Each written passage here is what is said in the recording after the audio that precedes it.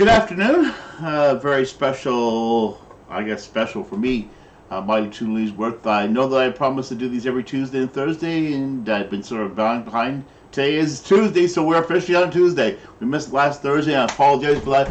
Like a super duper, I got a super duper one tonight. A topic that just came to my head just recently about regards to everything going on. We got the climate conference that just ended recently. All the leaders wasting all kinds of fuel again, flying in massive jets, having a diesel electric generator generate power so they can avert us about how great they are, big stewards of the environment. You know, driving luxury cars everywhere, whether they're running on luxury electricity or electricity. The fact is, electricity, most of it in this case, especially in this case, was generated by diesel electricity. A real hypocritical move by governments to virtue signal yet again and have a free vacation on the taxpayers' dime, claiming that they really care about us, which we know they don't. Never did. They only care about virtue singing and looking virtuous to the public and making sure they look right and make the right message. I'm going to take a more positive note on this because we can't change the way governments act in the next election, and hopefully maybe the next election will really turn some change in Canada. We'll have a real government policy, we'll have a real government with teeth that actually wants to do something really concrete and has real solid plans to do things. I'm kind of glad Alberta is kind of taking a different approach to the resource industry. They know that the oil industry is kind of one that they can't really get too much around because all the people are really focusing on that because of the whole dirty coal, dirty this, dirty that. But they say, well, to make these batteries, want to make all this stuff. We'll pretend, we'll play along, okay? We'll play along and say, okay, what do we have? We have resources. We have oil. That's one of our resources, sure. But we also have potash and diamonds and silicon and all that. So we can still mine, which is just as bad as the other one. Really, they still have the same machines there. But the virtuous thing about it is the end goal. It's going to be towards a greener future, making all these green things that we need to have that are so green, green, green. Meanwhile, we're having another crisis happen. I think most of us remember or know, most of the older people that might be maybe more resident to this, when the recycling movement started really getting legs and everyone started getting me told that, hey, we throw too much stuff out, yada, yada, yada. We are very wasteful people, such and such, so and so, so forth and so forth. And then we got bred to our children that this virtuous method is separating your garbage, recycling, reducing, whatever. The reduce, reuse, recycle paradigm triangle. Well, it really is kind of the greatest con and joke of all time. And well, why I say this, and there's going to be people out there after the back and say, oh, it's working. No, it's not.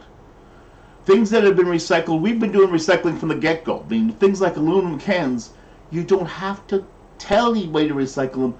They have inherent value. We know we can recycle them. Aluminum is a very precious metal. It costs a lot. It's very energy intensive to make, much as many metals are, especially aluminum, because of the energy intensity in terms of converting it from bauxite, which is very, very, the raw ore form into the electric period takes a lot of essential energy. Fortunately, Canada is one of the few places in the world that has extensive amounts of hydroelectric power. This makes us the power brokers in aluminum. That's why companies like Alcan are such a big, big part of the industry.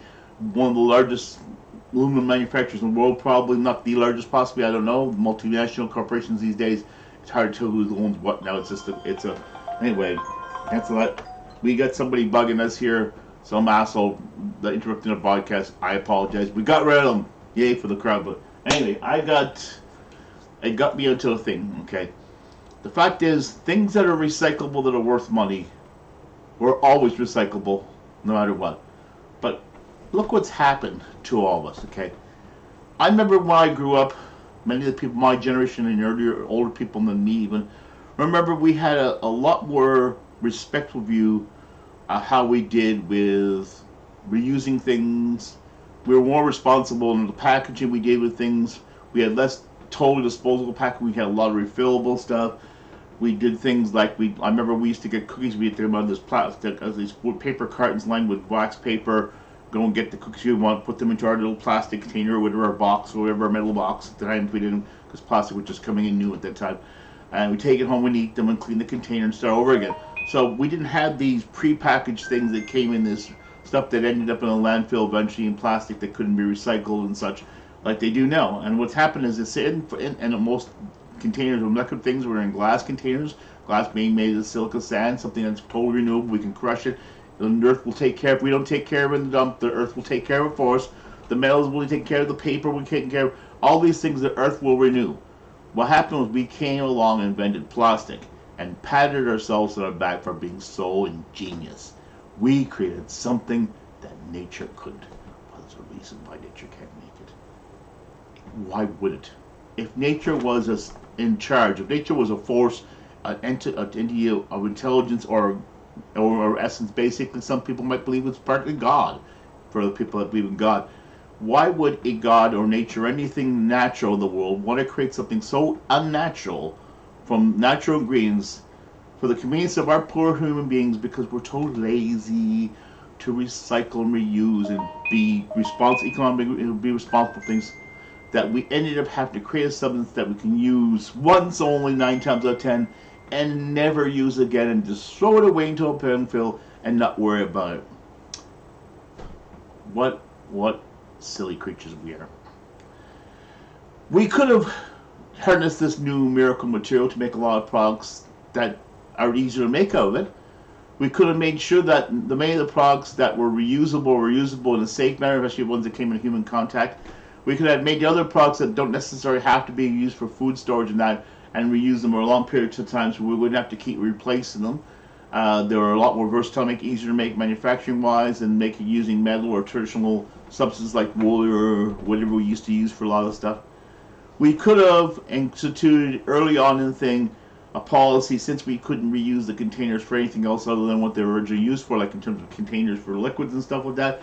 We could have instituted a policy that we could have had people bring these containers back to a depot, refill them, reuse them. They can be used for the container. They're always going to be good for that container. They're manufactured for that thing. They can be refilled again, thereby changing the way the supply chain works. And of course, unfortunately, the reason why plastic was invented in the first place is convenience and laziness of human beings. Big corporations played on 2 factors when it comes to human beings: abject laziness and cheapness. Very short-term type of goals. And because of this, because of all this, and like even I, this is a non-reusable container that I reuse for all kinds of things. Sometimes put in water in, even though it's not really basically meant for this, even though they shouldn't put an acid substance in a container that could basically leach into your blood and kill you eventually. Which is kind of ironic that you're putting something in. Water is less acidic than this is, yet water is not really recommended to use in these things. Even the ones they use, which are in thinnness, but used for bottled water, people that buy bottled water, it's nice to buy bottled, put it in glass bottles. That's what they used to put in. Glass doesn't leach. Glass doesn't cause any damage. Glass is renewable. If glass breaks, you can make it into the glass. These things here pretty much, except with the exception of maybe some of the things that people have been creative with, making t-shirts, making it into fibers, sometimes even making it, reusing it into balls. In some cases, there is a little bit of a limited use.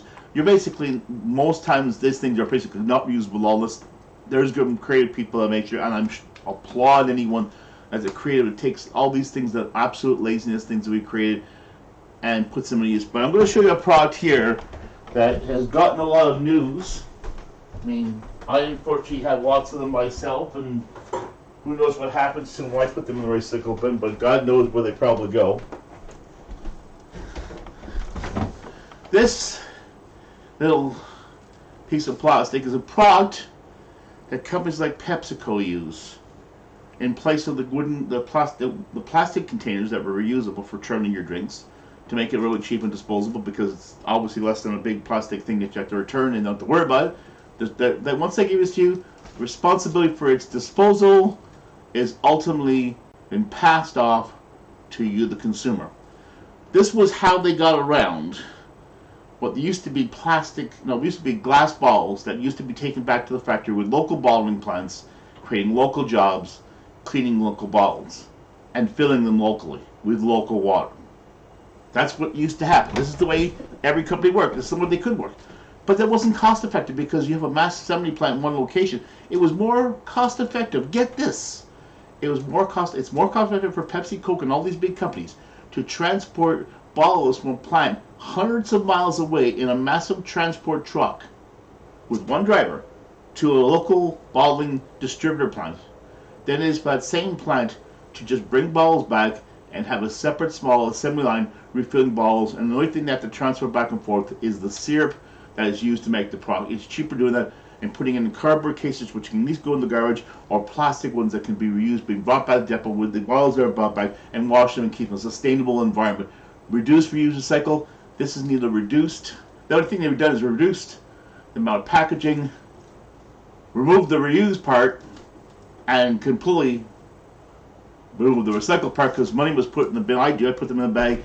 And up to recently, I didn't realize that 95% of the stuff we put in plastic garbage is not even recycled. It's sent to landfill because the only thing you can do with this is you throw it in the landfill or it ends up in the ocean. They have the stories about fish getting caught in the ocean. This is exactly what the fish get caught in, by the way.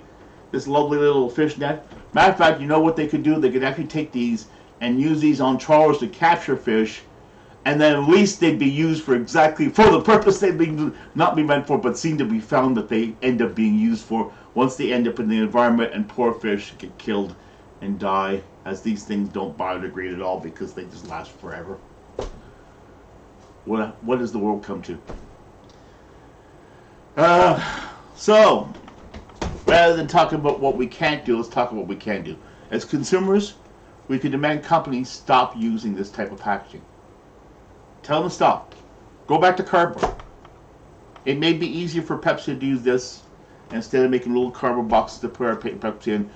But if they're going to continue insisting on using these bottles here, they got to start by getting rid of these things. I don't want any more of them. Matter of fact, I might even turn around and stop buying Pepsi altogether as long as they continue to use that type of packaging. My favorite drink, I may have to give up or find some other way that's more economically, more environmentally friendly to the thing. Little less convenient for me, but it would be my little small contribution. Recycling, the current recycle I do is a joke. Paper, most paper doesn't get reused again because it's not marked. And I also found something very interesting. That little triangle that you see on all the products there, the one that used to be associated basically with the recycling movement, our movement. Well, you know what? That's not what the plastic damage is. They decided, well, you know what? People are stupid. So what we appropriate that. What you think? We appropriate that triangle, and we have a number in it. And that number tells the company what type of plastic it is, and tells the companies also whether this type of plastic is even recyclable at all, or if it's complete trash and we just avoid it altogether. People throw them in the bin. They're told by local municipalities to throw them in the bin.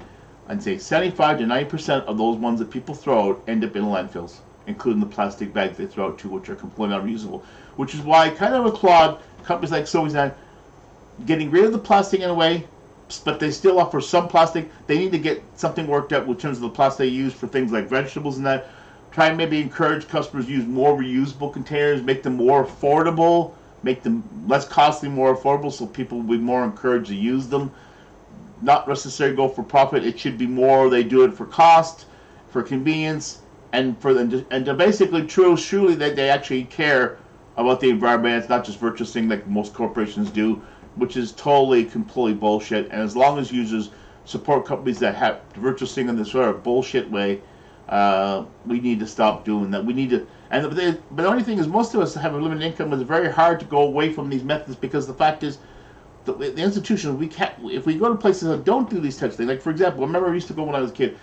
When you go to the butcher, you didn't go to Loblaws to go, but if you went to a butcher and you wanted 5 pounds of hamburger, what we do is you'd wrap it in wax paper, perfectly biodegradable substance. It wasn't as nice as the plastic containers we have now.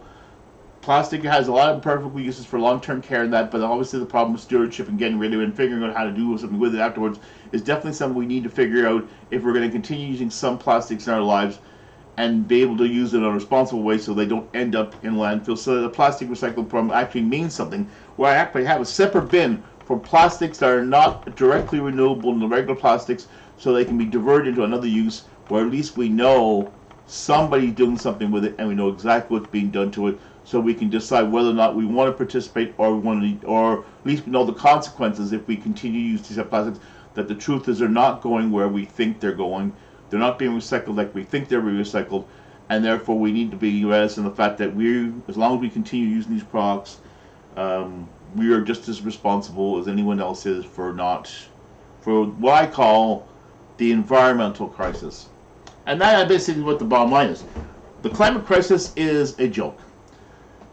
It started off global warming because everyone was complaining about how hot it was. Then the polar ice caps were melting. It must be getting warmer. Well, I got some bad news for you. The Earth is going to careen into the sun eventually, maybe a million years from now. And as it gets closer, our climate is going to get warmer worldwide. So better get used to it. It was warmer at this one point in time, and it was colder like this. We're going to have to adapt to it. Eventually, we may have to move, or we're going to survive as a species. Otherwise, we're just going to do the big donut like everything else. The universe will collapse and may start all over again, and won't give a rat's ass about us, and they won't even know of our existence. Who knows? This might be going on forever. This could be the first time this happened. It could have happened several million times that we don't know.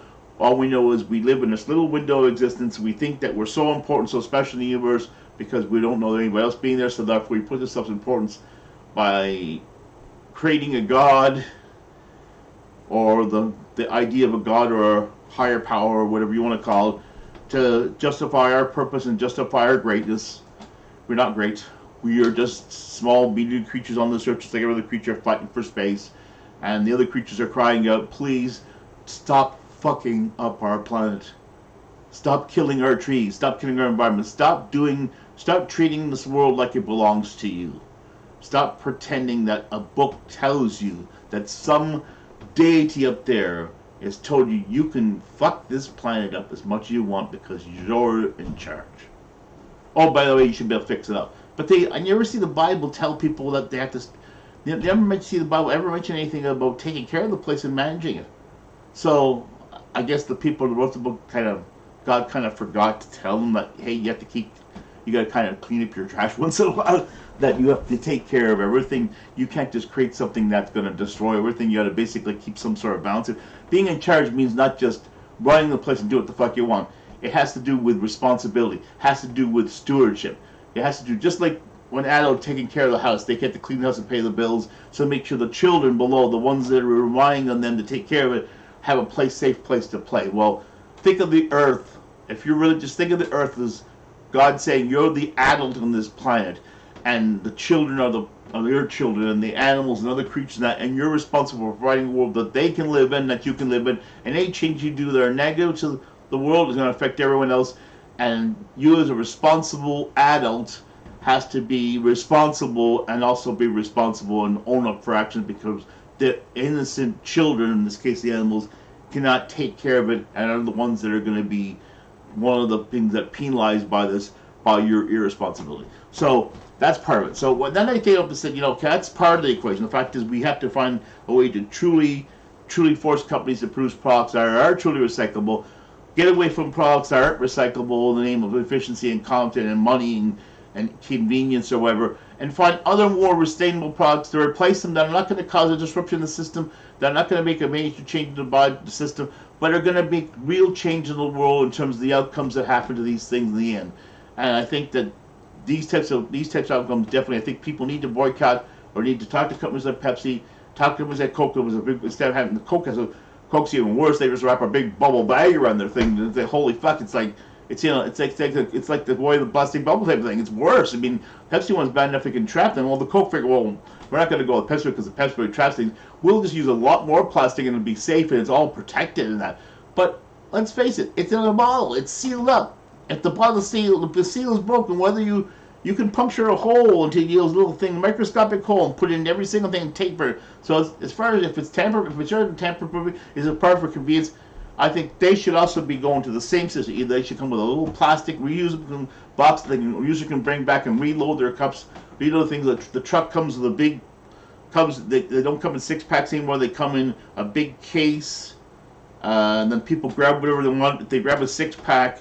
They grab 6, they go scan their little basket, the cash, and pay for it. Then they bring the basket back. Or they use a cardboard one. If they don't want to use a renewable one, they can have cardboard ones at the store they can sell for 5 cents.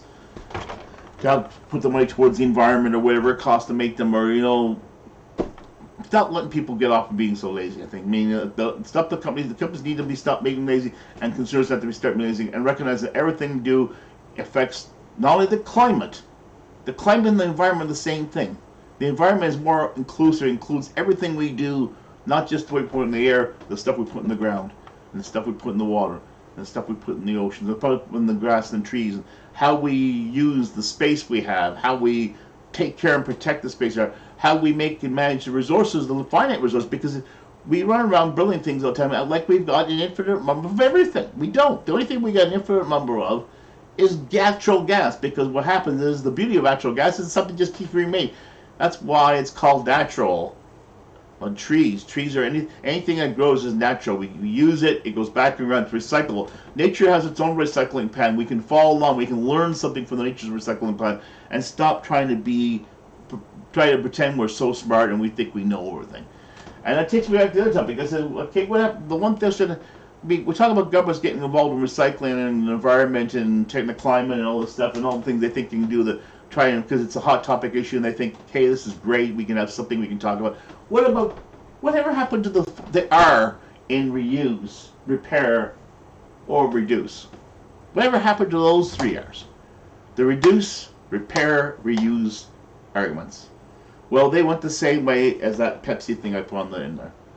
Companies found that people did not want to reuse something. They wanted a sparkling new one. So why bother repairing it if they can sell you a new one once the old one is no longer necessary or it's not good enough anymore or can't be used by the principal customer anymore? Now, some of these companies are taking some of the product back and putting it back into the supply chain, sending it through China because it's relatively cheap to melt things in China. So I think to fix things in China is definitely not that way in North America. So we want to encourage people to not reuse things themselves, but let somebody else in the third world reuse it, where we can sell you a new one and keep selling you and selling you. Or so this type of thing is probably not going to change too much as long as users forego the whole repair thing, and they have convinced us over time that repairing things is not good for us, that it'll break security.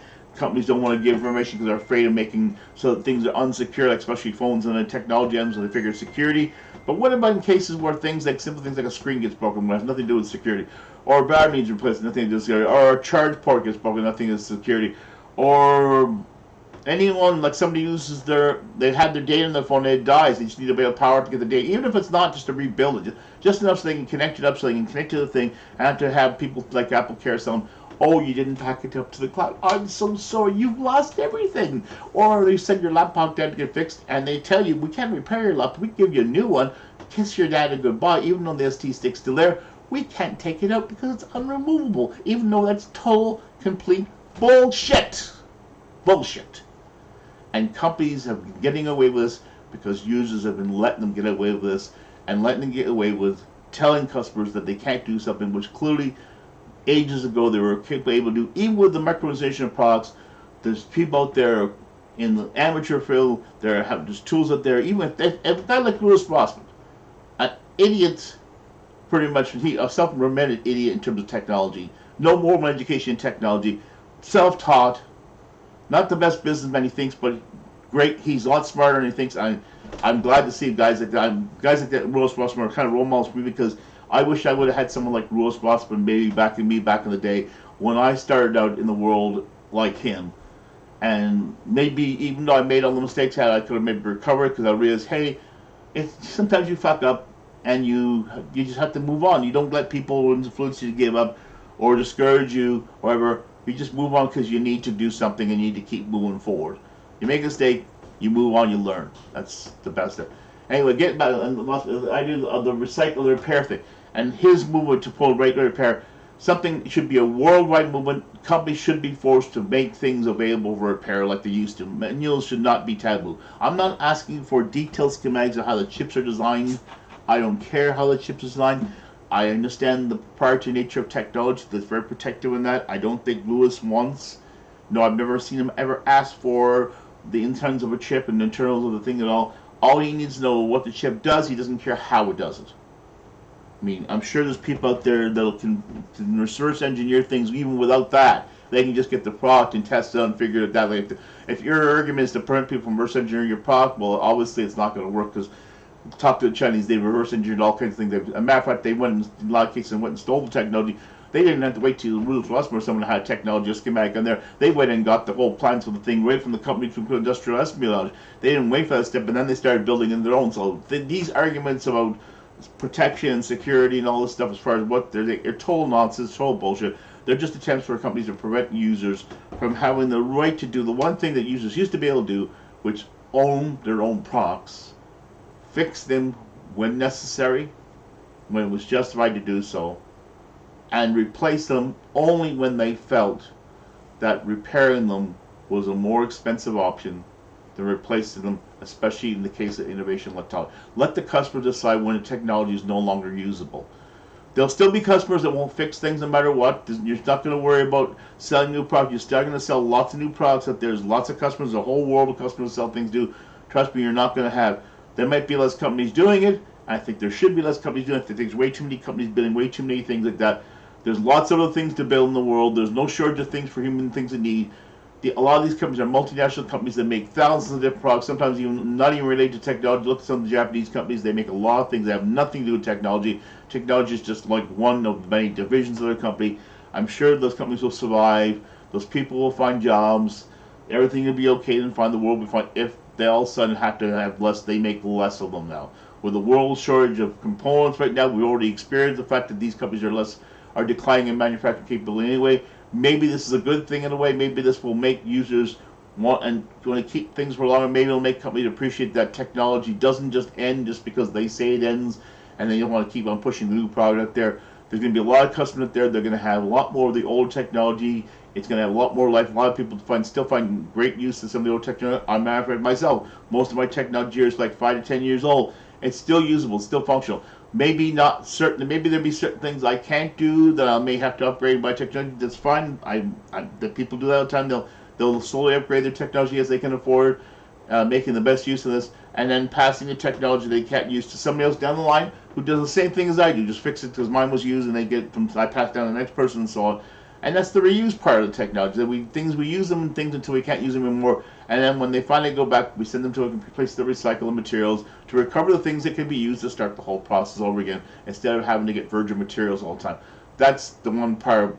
Extend the life cycle of things, repairing them as much as possible, using them as much as possible, until you have to eventually recycle them, because the fact is they're worth more as raw materials than they are as the finished product that they were made, that their function has been served. And now we need to let them move on so we can use them to make a better and better product as technology gets better and better and better. Anyway, and the thing is, what does the government, if the government has any function at all that's useful to society, my non-recyclable bottle, by the way, and my recyclable bottle, water. This is something I've been drinking a lot more of. This stuff will kill you. This stuff won't. Not yet. What does government's role have? When government talks, right now they're running around doing these climate conferences. I, for none, think they're crazy doing it right now. They kept talking about a pandemic where they couldn't travel, we couldn't have us travel. Now they're saying it's okay for them to travel because it's a climate conference and they need to be in person. But everything else they could do by Skype. Why couldn't do this by Skype? They could have saved the taxpayers millions and millions of dollars. They could have prevented all this virtuous thing they had to do. They could have spent the money they spent for these events on actual climate initiatives in society, that instead of the virtual singing ones, on doing this, put on the grassroots, giving money to grassroots groups that can come up with ideas to put real things in the environment that are sustainable, that can actually be done, instead of these virtual singing conferences telling us how bad and horrible people we are for not doing the things they think we should do, yet they're not doing anything either, except complaining about what things we're not doing. So it's like a competition to see who's more virtuous. I don't care if you're more virtuous. I don't give a flying fuck how virtuous you claim you are.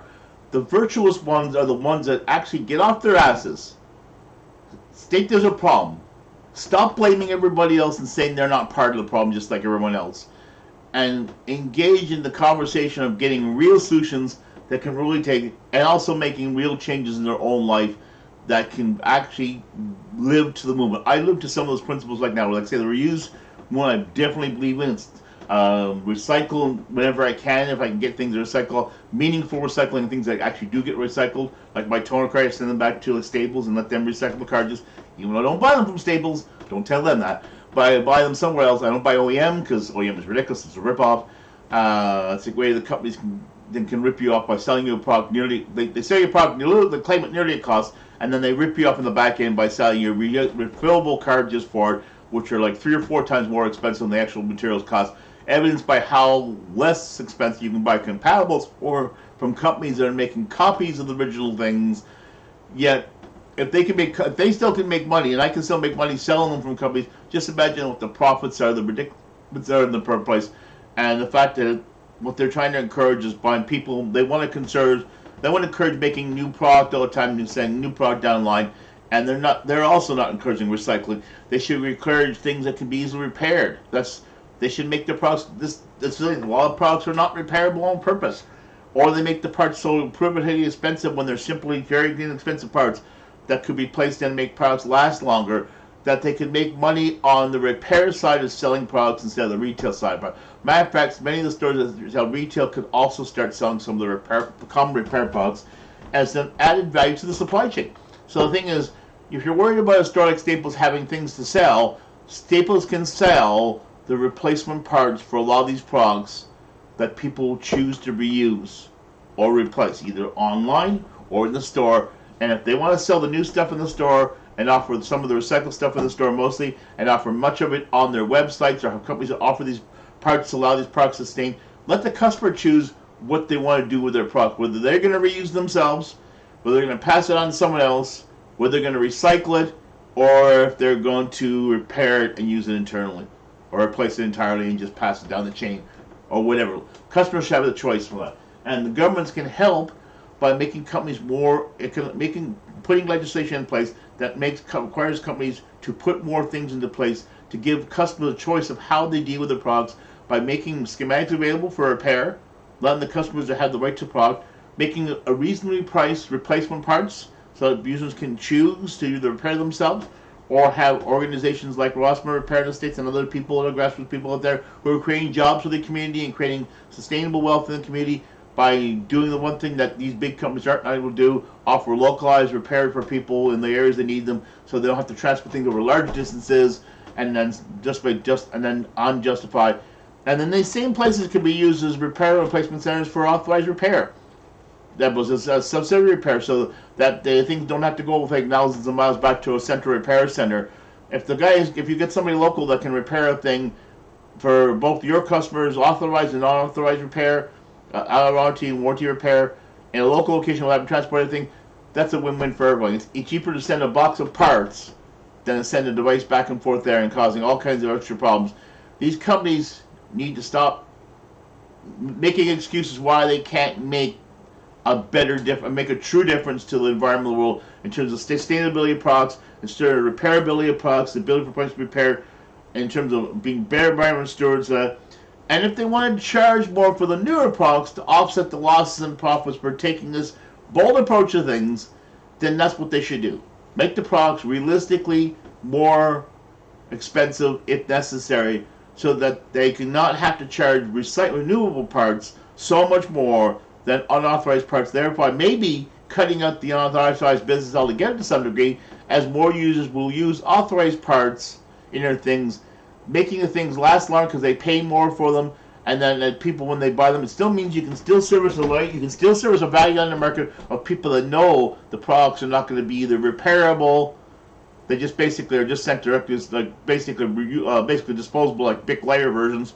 You can make Bic lighter versions of the product for some people who don't care, and then make a mechanism where the products can be completely recycled, sent back up and completely recycled and remade into another product again for people that just disposable type of people like that, but they still want to see that make sure the product is used in the cycle, and more long-term products that have a lot more care. They're built for a commercial situation or for situations where you need heavy-duty things that can at least be repaired and replaced, and then maybe some of the plastic and that from the non-repairable ones can be used to make and remanufacture the parts for the other ones. So you got a sustainability chain, and then we can get all these virgin products, and then maybe we can take some of these other technology like solar and all these other energy technologies to power the plants, and maybe use geothermal and other energy products that are not necessarily polluting, so they're not going to cause any major harm to the environment.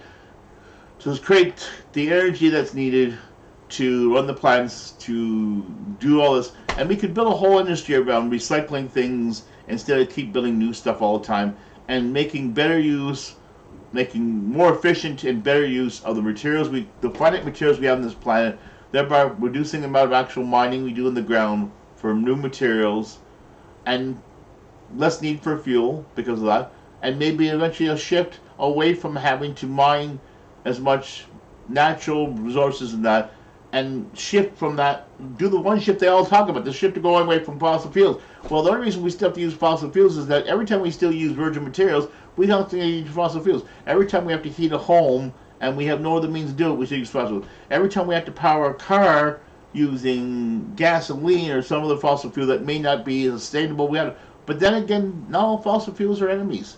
Meaning, no fuels are like nuclear power is one option for like standing plants. It's a hell of a lot more sustainable and actually more environmental friendly than solar is, and is less and can be less easier to contain, less costly to the environment. All as far as animals and that in the environment. Natural gas is one technology we have not explored. Hydrogen is another technology we haven't explored that is probably a lot more sustainable if we can figure out ways of making it cleaner and easier and safer and that, and more flexible using different applications. We have all kinds of opportunities here to change the path of human existence so that our children and our children's children not only have a sustainable but a financially feasible and a profitable future where everyone still has a role in it, even with the advent of technology and machines taking over many of the jobs that are mundane and repetitive in the society. Many of the people will be forced to find more creative types of jobs that require the use of cranium. So we get to the point where computer technology can do some of these types of jobs better than we can. Computer technology will never, ever, I think, in my lifetime, be able to totally replace humans in terms of innovation and thinking. I mean, innovation, I think, is something innately to human. I don't know if it's God-given or what, but we have this ability to create and dream and hope and that. With technology, we'll never, I don't think, in our lifetime, will ever have the ability to truly do these things. We can synthesize these types of abilities. Sentience is something that we don't. What the happened here? Something we don't totally understand, and that's the thing about human life is that it's the only game in town for us, really is. And you'll have to pardon me for just being a little shocked for a second, but I have a TV set up here that has a function that what it does is after a certain length of time, it's programmed to shut off the TV set. So fortunately I had a second monitor, so the screen went onto the second monitor. I thought the recording was stopped, but it actually was still going, thank goodness. And I just had to put the screen back on so I can see the big screen up in there where I'm watching myself, kind of being actually. So this is the big topic. You know, it's a holistic thing. We need to change. We need to look at take personal responsibility for what we're doing each of ourselves in terms of how we live and how we conduct ourselves in our environment when it comes to the environment, in terms of how we live and how we conduct ourselves in terms of how we present ourselves, how we use things in our own home, how we deal with things after we're our power that we could put pressure on companies to do more responsible things that are maybe not as convenient for them, but in the end they're more convenient for environment to actually give us a meaningful way to do some meaningful things in the environment, use renewable materials as opposed to non-renewable materials, take pressure off the use of certain materials that we've sort of become reliant for convenience, and go back a few steps and start looking at re-engineering how things are done. Those things are not just going to affect the environment, they're going to also affect the climate, because they keep talking about trying to make ways of using less fuel and all this. Well, if we start looking at going back to some of the things we used to do that worked, that there was nothing wrong with, but obviously because of technology and companies' greed and all this, and people wanting the things less and less and less, as long as people vote with their pocketbooks and are not willing to pay a little extra for to have things go back a little bit to things that were more sustainable or find more creative and cost-effective ways to do it at the same time. So in other words, it doesn't mean we can't still save money, but we need to do it in a smarter, more responsible way that's going to in the end lead to better results, not just in the short term for our own personal life and thing, but how we are conducted, how conduct affects the greater good of society and such. Anyway, I'm going to end this broadcast right now. I got somebody on my door checking in me. I will continue this topic probably on Thursday. I think maybe this is a good topic. I'm hoping maybe we get some discussion going on this topic, because it's definitely something that has a lot of tread and has a lot of things that can be discussed. Hope we'll finally get some comments and some feedback on this as I publish this videos and do more and more videos in this series. And hope to talk to you soon. Take care. Bye for now.